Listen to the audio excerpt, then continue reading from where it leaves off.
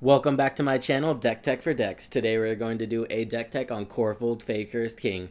We are going to kill our opponents using the best method possible by 1,000 cuts. They're just going to take one damage at a time, and before they know it, they're all going to be dead. I'm really excited, so without further ado, let's get into the deck. The most fun part of this deck is definitely going to be the way we inflict the 1,000 cuts. Let's start out with Agent of the Iron Throne. Not only is this going to work on our creatures, but it's going to let us use those treasure tokens too. This is a KORVOLD deck and dragons love treasure. Garna, Bloodfist of Keld. Not only can this net us some card advantage, but it can also deal that 1,000 cut. Poison Tip Archer. Again, just a really good creature to have in the deck. Impact Trimmers. We are going to be creating a lot of tokens, so this card is going to be insane. Goblin Bombardment. Sack Outlets and KORVOLD. Who would have thought? Jory. Zulaport Cutthroat. Mayhem Devil. Perforos. And then finally, Mishra, claimed by Gix. I'm really excited about this one. It just got spoiled, and I can just see attacking with a bunch of creatures and then everybody taking a lot of damage. Alright guys, next up we need a massive board state. Ghoul-Caller Gisa, not only can she make our board massive if we sacrifice KORVOLD, but there's a few bigger creatures that we can sacrifice and return from the graveyard just to get their ETBs again. Such as Avenger of Zendikar. You know, sack them to Ghoul-Caller Gisa, create those zombies, and then bring them back for more plant tokens. And while you're doing this, everybody's just dying. We then have Beladros Witherbloom. This is going to get you one of those cool tokens on each of your opponent's upkeep and yours, and it's also going to untap your lands, so what's not to like about that?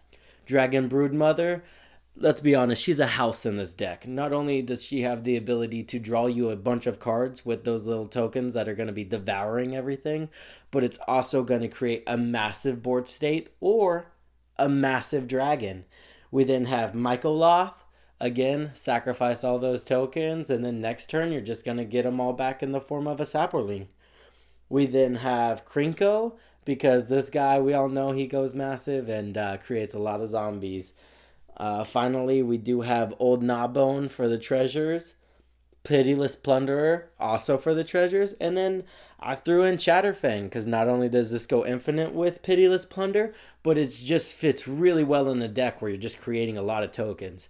So it's kind of a happy accidental coincidence, and you can tell that to your play group while you're just going infinite and being like, I didn't even notice, I'm sorry. No deck is complete without card draw, and this one is no exception. We have Underrealm Lich. This card is amazing card selection. You get a look at the top 3 of your library, chuck 2 in the graveyard, and pick whichever one you want. This lets you go through your deck so fast, it doesn't even matter that you're not really drawing an extra card. We have Cavalier of Flames. Discard the cards you don't want, draw new cards, and pump your army. I like it. Professional Facebreaker, because when you need someone's face broke, call a professional. We have Smothering Abomination. I don't see this guy enough. There's not very many cards when you sacrifice a token that lets you draw a card. Most of them are non-token. This guy does not discriminate, so I appreciate that. Liliana, Dreadhorde General, also does not discriminate, so she made the cut. We then have the Great Hinge, because this card's just amazing. Skull Clamp, because everybody knows a goblin was just meant to be sacrificed for value.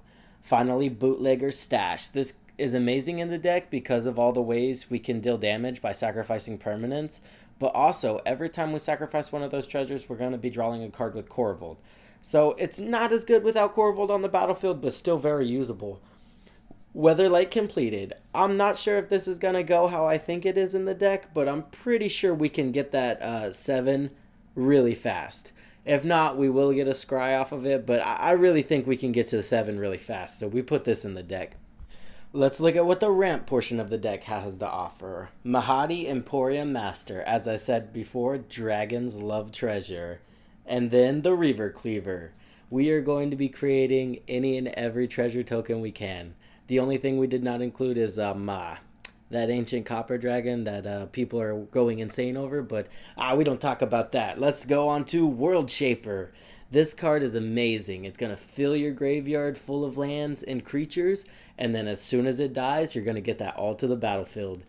Cavalier of Thorns. I shoved all the Cavaliers in here. Look, the art's amazing and they work in this deck, alright? Secure Tribuilder, he's just all reliable, you know? Diligent Farmhand. Arcane Signet, and finally Ashnod's Altar, because we will be getting a lot of mana off of this. Moving on to removal, we have Blood Money. Ha, you thought we were done with treasure. No. Okay, Dictative Erebos. You kill my shit, I kill your shit. Crux of Fate. This one's amazing. You know, wiping the whole board and just have KORVOLD left there really tends to scare your opponents. Assassin's Trophy, just really efficient removal. Maelstrom Pulse, I will not stop raving over this card. It gets rid of whatever the problem is. Are they creating too much treasure tokens? Gone. Too many elves? Gone. Need their commander gone? Gone. We then have Cavalier of Night. Like I said, I love the Cavaliers. Throw them all in there. We then have Caustic Caterpillar, just a classic. And then Beast Within, again a classic. And they get a beast, you know, so maybe they won't be that mad at you.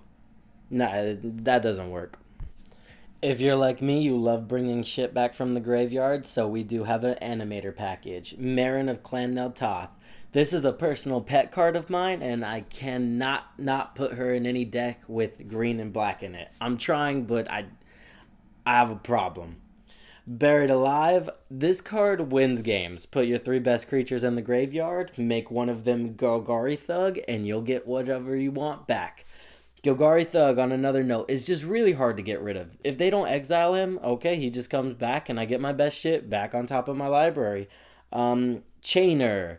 This gives your creatures haste, and at the price of discarding a card, you can cast a card from your graveyard, or a creature card from your graveyard.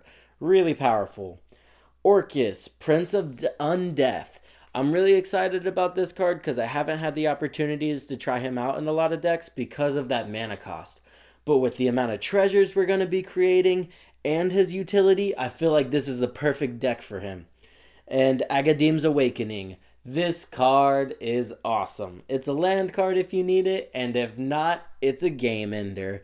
Just recur everything back from the graveyard onto the battlefield and smash face.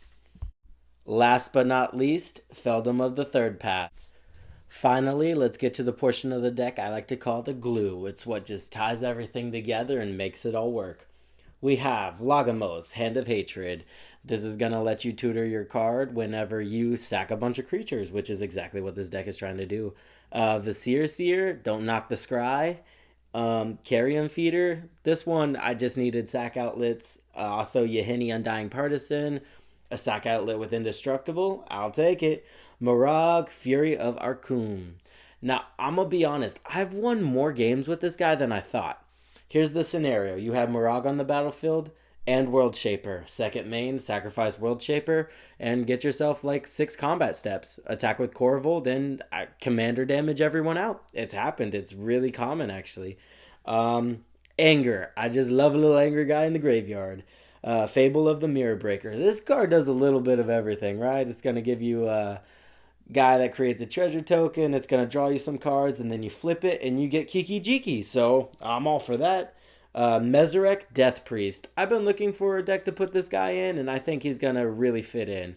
If not, we'll cut him later, but we're going to give this guy a shot. And then Kamal, Heart of Krosa. I really like this guy because he ends games. +3/+3.